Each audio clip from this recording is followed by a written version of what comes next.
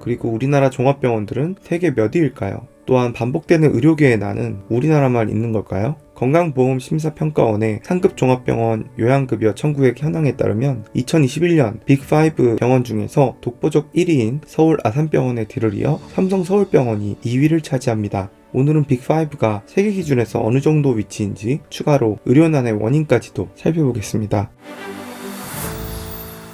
삼성서울병원은 삼성의료원의 일원으로 1994년 11월 개원하였고 총 병상수는 2020년 기준 2162병상으로 국내 3위입니다. 법인은 삼성생명 공익재단이며 2015년 기준 직원은 8,440명, 정규직은 5,496명, 비정규직 및 협력업체는 2,944명입니다. 총원이 7,600명이었던 시절 기준 의사는 1,400명, 간호사는 2,300명이었습니다. 삼성생명, 구 동방생명이 1985년 매수한 땅에 삼성생명이 1994년 6천억 원의 돈을 들여 본관을 건립했고 이후 삼성생명에 매년 수백억의 임차료를 지급해 2020년 현재까지 지급한 임차료 총액은 건축비 회수액에 달하는 6천억 원 규모입니다. 성균관대학교 의과대학의 부속병원이라고 알려져 있지만 사실 교육협력병원이며 공식 부속병원은 삼성창원병원입니다. 하지만 성균관대학교 의과대학 학생들의 교육 및 훈련, 임상실습 대부분을 삼성창원병원이 아닌 삼성서울병원이 담당합니다. 입구에 세워져 있는 삼성서울병원 간판에도 성균관대학교 의과대학이라 새겨져 있죠. 또 다른 빅5인 서울 아산병원은 서울에 위치한 상급 종합병원으로 현대그룹에서 설립하여 현재는 HD 현대를 모 기업으로 하는 대형병원으로 국내 최대 규모의 종합병원입니다. 1989년 개원 당시 이름은 서울중앙병원이었으나 2002년 정주영 회장의 설립 취지 등을 따져 지금의 이름으로 변경되었습니다. 참고로 아산은 설립자 정주영 회장의 호입니다. 서울 아산병원은 병원 부지 안에 울산대학교 의과대학 건물이 자리 잡고 교육협력관계를 맺고 있습니다. 하지만 엄밀히 아산병원은 법적으로는 대학병원이 아니며 울산대학교의 대학병원은 울산에 위치한 울산대학교 병원입니다. 서울 아산병원은 2,715병상으로 국내 최대 병상 규모입니다. 지난 2016년 요양급여 청구액 1조 571억 원으로 첫 1조 원을 넘긴 이후 꾸준히 상승해 2019년 1조 3,636억, 2020년 1조 4,383억 원으로 코로나19 대확산 중에도 상승세를 이어갔고 2021년은 1조 5천억도 돌파하게 됩니다. 서울대병원은 빅5 병원 중 4위로 순위권에는 변동이 없었지만 요양급여 청구액 격차에서는 큰 변화가 나타났습니다. 지난 2018년까지만 해도 서울대병원의 요양급여 청구액은 삼성서울병원과 1,000억 원도 차이가 나지 않았지만 2019년 삼성서울병원이 신촌 세브란스 병원을 맹추격에 나서면서 1조 877억 원으로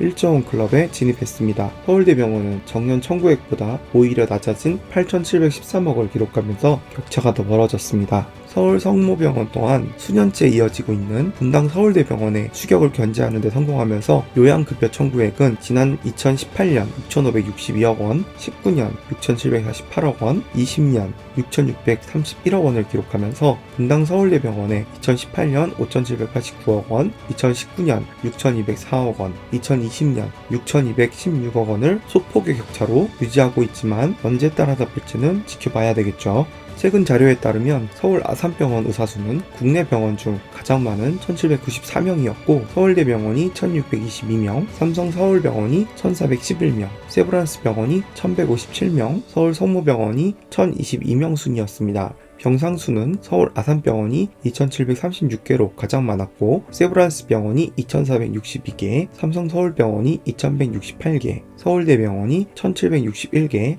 가천대 길병원이 1,450개로 의사수 대비 병상 비율은 서울대병원이 가장 여유롭게 진료와 해진이 가능한 것으로 나타났습니다. 삼성서울병원은 지난 2015년 국내 발생한 신종 감염병인 메르스 당시 수년째 유지해왔던 2위 자리를 2015년 기준 5,720억 원에 그치면서 신촌 세브란스 병원의 2위 자리를 양보한 바 있습니다.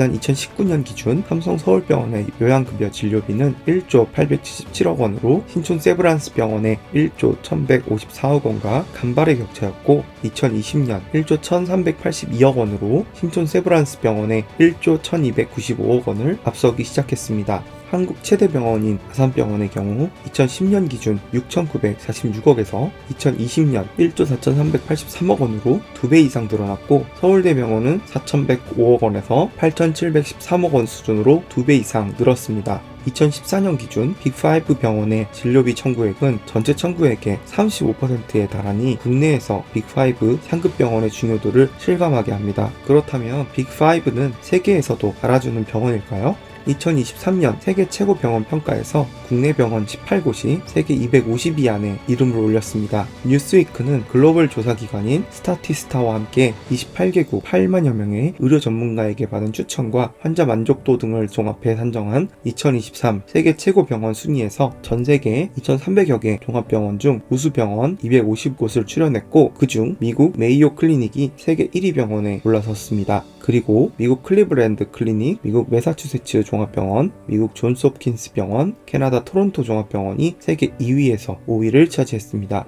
명단에 가장 많은 이름을 올린 나라는 미국이었고, 45곳이 탑 250 안에 들 만큼 세계 최고의 의료 수준을 자랑하며 1위부터 4위 모두 미국 병원이 차지했습니다. 미국 다음으로 많은 병원을 가진 나라는 독일로 25곳이었으며, 한국은 일본과 함께 18곳이 이름을 올리면서 일본과 함께 세 번째로 많은 나라로 확인됐습니다. 아시아에는 싱가포르가 싱가포르 종합병원 9위, 국립대병원 96위, 이스라엘이 세바 메디컬 센터 11위, 텔아비브 소라스키 메디컬 센터 69위, 일본의 도쿄대학병원이 17위, 성루크 국제병원이 28위, 카메다 메디컬 센터가 47위, 큐슈 대학병원이 68위로 100위권 내에 아시아 8군데, 한국 5군데로 한국 종합병원의 의료시설과 환경이 세계적 수준임을 알 수 있습니다.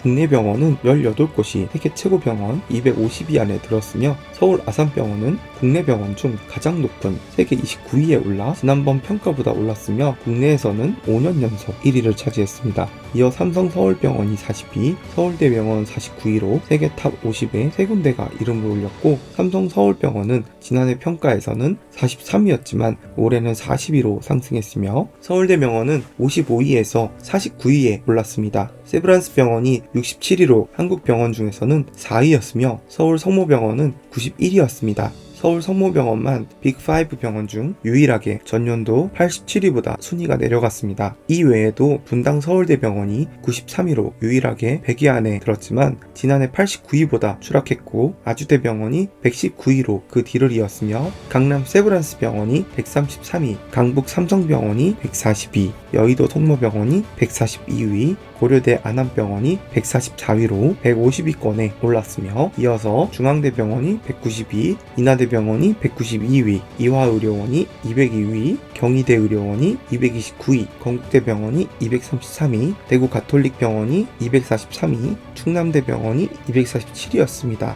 1977년에 건강보험을 의무화하도록 법이 개정되었습니다. 박정희 대통령 때 500명 이상의 기업에 직원 의료 보험을 의무화했고, 저소득층을 위한 의료 서비스를 제공하는 의료 지원 프로그램을 도입했습니다. 이후 적용 범위는 계속 확대되어 1989년 12년 만에 국민건강보험이 적용되었습니다. NHI는 전국적으로 확장되어 그 이후 아산병원과 삼성서울병원 등 대형 병원들이 등장하기 시작했습니다. 의학계의 격렬한 반대 등으로 많은 문제가 발생했고, 2000년 7월 의약분업의 전면 시행으로 급격하게 급여비 지출이 건강보험료 수입에 비해 증가되어 2001년 건강보험 재정 파탄도 있었습니다. 2000년 국민건강보험은 모든 건강보험을 하나의 국민건강보험사로 통합하기 위해 설립되었고, 2006년에는 한국 전체 인구의 96.3%가 가입했습니다. 한국 의료의 질은 세계 최고로 성장하여 OECD에서 가장 높은 72.8%의 대장암 생존율을 자랑하며, 다른 나라의 대장암 생존율은 덴마크는 55.5%, 영국은 54.5%에 불과하고, 출혈성 뇌졸중은 100건당 30건의 병원 내 사망률로 OECD에서 세 번째로 낮은 사망수인 13.7명을 기록하고 있습니다.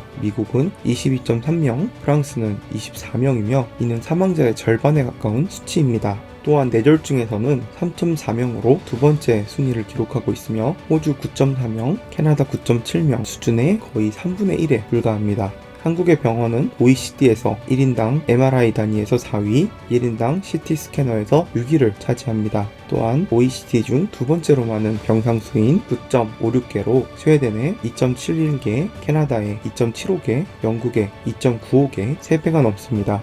하지만 대한민국의 의료정책의 거버넌스는 특히 스테이크홀더 간의 갈등이 매우 심하여 신뢰구조를 형성하지 못하고 정부의 조정 능력과 협상 능력에 실망한 의료진과의 마찰로 의료정책의 효율성 측면에서는 매우 취약한 상태입니다. 이러한 문제가 해결되지 않는다면 국민들은 최고의 의료진을 갖고도 최고의 의료 서비스 혜택을 받지도 못한 채 정부와 의료진과의 갈등 속에 고래 싸움에 새우등 터지는 상황이 반복될 것입니다. 세계 병원 순위의 상위권 국가들의 공통점은 고령화 사회라는 점입니다. 이러한 고령화 사회에서의 의료는 마치 공기와 물처럼 필수가 될 것입니다. 따라서 어떤 것이 지혜로운 해결책인지 우리 모두 관심 깊게 지켜봐야 할 것 같습니다.